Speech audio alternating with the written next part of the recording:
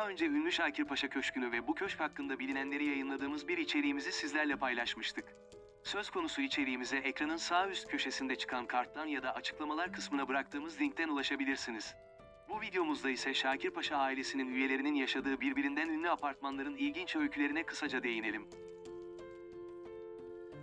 Şakirpaşa ailesi yazları Büyükada'da bulunan köşkte, kışları ise Şişli'ye bağlı Elmadağ'da bulunan Şakirpaşa apartmanında yaşamışlardır.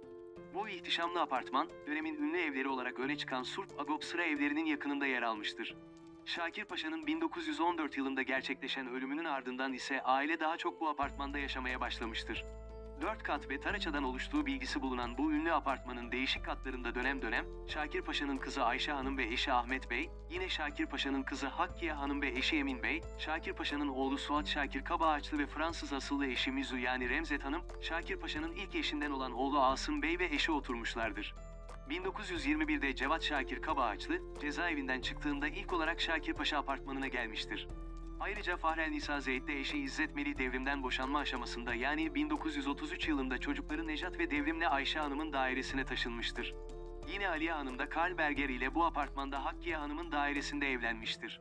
Hakkiye ve Emin Bey'in kızları ünlü Füreya Koral da eşi Kılıç Ali'den boşandıktan sonra El Irak apartmanından ayrılarak bu apartmana taşınmış ve giriş katında 20 yıl boyunca kullanacağı seramik atölyesini kurmuştur. Maalesef taraça dahil 5 kattan oluşan bu ünlü apartman 1973 yılında yıkılmıştır. Günümüzde ise yerinde daha sonradan yapılmış 9 katlı Şakirpaşa İşhanı bulunmaktadır. Şakirpaşa'nın kızı Fahrelnisa Zeyt ile eşi İzzet Melih Devrim, boşanmalarına yakın bir dönemde, muhtemelen 1932 yılında İstanbul Gümüşsuyu'nda bulunan ünlü hayırlı apartmanında bir müddet yaşamışlardır. 8 kat ve 70 odadan oluşan Gümüşsuyu'nun bu ikonik apartmanının yapım yılı da 1931 yılıdır.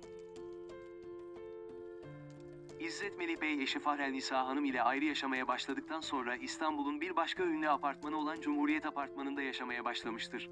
Bu apartmanda İzzet Melih'in yanında dönem dönemde kızı Şirin Devrim ile oğlu Nejat Devrim yaşamıştır. Bu ünlü apartmanın yapım yılı ise 1929 yılıdır. Fahrelnisa Hanım, Emir Zeyt ile yaptığı evlilikten sonra 1940'larda zengin bir Rum ailesi olan Ralli ailesinden adını alan ve Maçka'da bulunan ünlü Ralli apartmanının 4. katında oturmuş ve ilk kişisel sergisini de yaşadığı bu evde açmıştır. Yine Şakirpaşa'nın en küçük kızı Aliye Berger ise İstanbul'un belki de en ünlü yapılarından biri olan Narmanlı Han'da bir müddet yaşamıştır. 1831 yılında inşa edilmiş olan bina Aliye Berger'in yanında, Ahmet Hamdi Tanpınar ve Bedri Rahmi Eyüboğlu başta olmak üzere birçok yazar ve sanatçıya da ev sahipliği yapmıştır. Şakirpaşa'nın torunu Füreya Koral ise, 1951'de ve REM tedavisi için gittiği Paris'ten dönüşünde eşi Kılıç Ali Bey ile birlikte El Irak apartmanına yerleşmiş ve ilk seramik atölyesini de bu ünlü apartmanda açmıştır.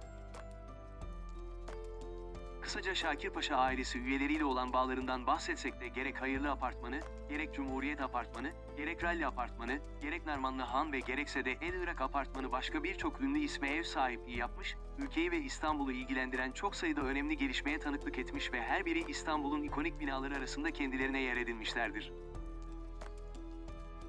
Yeni içeriklerimizi anlık ve güncel olarak takip edebilmek için kanalımıza abone olarak bildirimleri açabilir, beğeni ve paylaşım yaparak bizlere destek olabilirsiniz.